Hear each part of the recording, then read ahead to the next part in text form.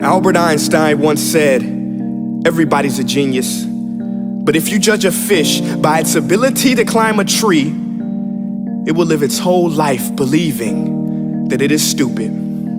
Ladies and gentlemen of the jury, today on trial we have modern day schooling. Glad you could come. Not only does he make fish climb trees, but also makes them climb down and do a 10-mile run. Tell me, school, are you proud of the things you've done?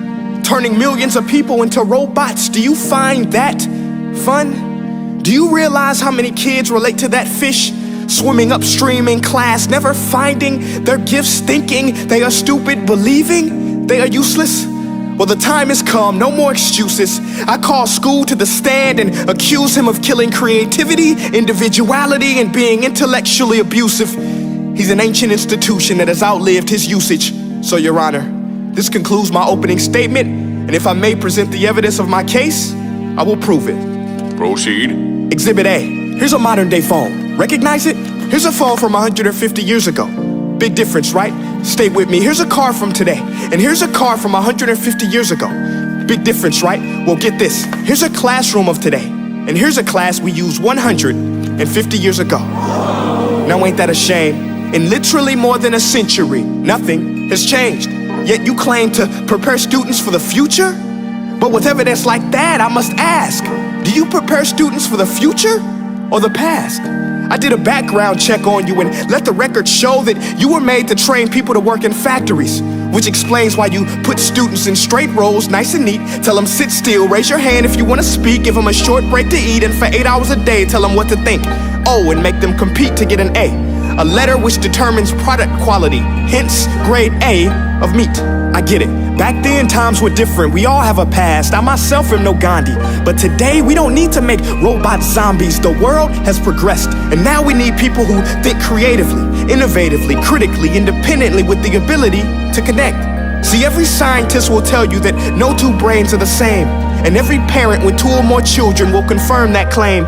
So please explain why you treat students like cookie cutter frames or snapback hats, giving them this one-size-fits-all crap. Watch your language. Sorry, Your Honor, but if a doctor prescribed the exact same medicine to all of his patients, the results will be tragic. So many people would get sick, yet when it comes to school, this is exactly what happens, this educational malpractice, where one teacher stands in front of 20 kids, each one having different strengths, different needs, different gifts, different dreams, and you teach the same thing the same way?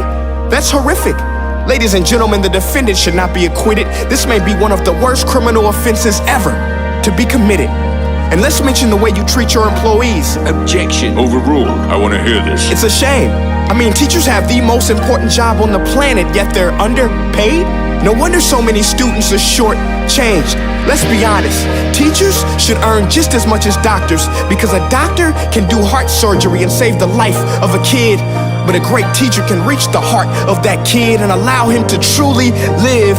See, teachers are heroes that often get blamed, but they're not the problem. They work in a system without many options or rights. Curriculums are created by policymakers, most of which have never taught a day in their life. Just obsessed with standardized tests. They think bubbling in a multiple choice question will determine success. That's outlandish. In fact, these tests are too crude to be used and should be abandoned, but don't take my word for it. Take Frederick J. Kelly, the man who invented standardized testing, who said, and I quote, "These tests are too crude to be used and should be abandoned." Ladies and gentlemen of the jury, if we continue down this road, the results will be lethal. I don't have much faith in school, but I do have faith in people.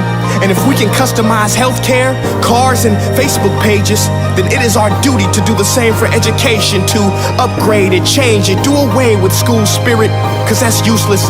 Unless we're working to bring the spirit out of each and every student, that should be our task. No more Common Core. Instead, let's reach the core of every heart in every class. Sure, math is important, but no more than art or dance. Let's give every gift an equal chance. I know this sounds like a dream, but countries like Finland are doing impressive things. They have shorter school days. Teachers make a decent wage. Homework is non-existent, and they focus on collaboration instead of competition. But here's the kicker, boys and girls. Their educational system outperforms every other country in the world. Other places like Singapore are succeeding rapidly. Schools like Montessori, programs like Khan Academy, there is no single solution. But let's get moving, because while students may be 20% of our population, they are 100% of our future. So let's attend to their dreams, and there's no telling what we can achieve. This is a world in which I believe, a world where fish are no longer forced to climb trees. I rest my case.